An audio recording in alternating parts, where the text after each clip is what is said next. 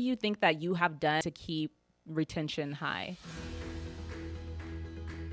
Culture is so important, and I think we don't give that enough thought. Hmm. Uh, the one non-negotiable that we have in our business, um, and before I sold shares to Carrie and Eric as partners, this was the only rule that they had to agree to follow. And that is that we make all of the decisions with consensus.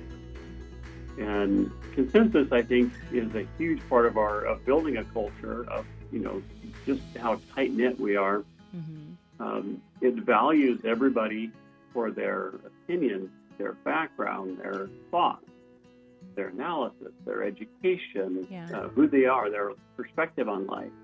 And if you value the people around you, you have a wonderful culture.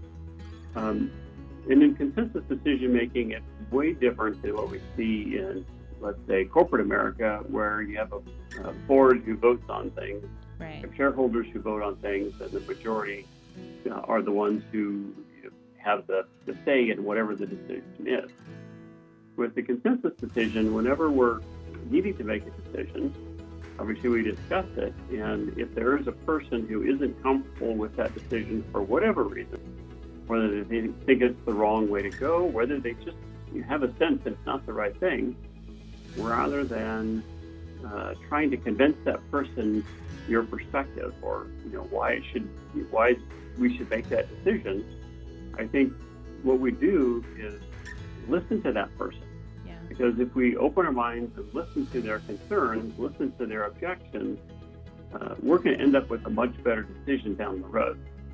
And that sounds like it's an easy thing to do, but it really isn't. And I know when I come up with some ideas and shared them, there's been times when my ideas were not accepted. And on one hand, you think, okay, well, maybe I have the most experience with this, so they should listen to me. But on the other hand, I have to open up my mind and listen to them in order to learn.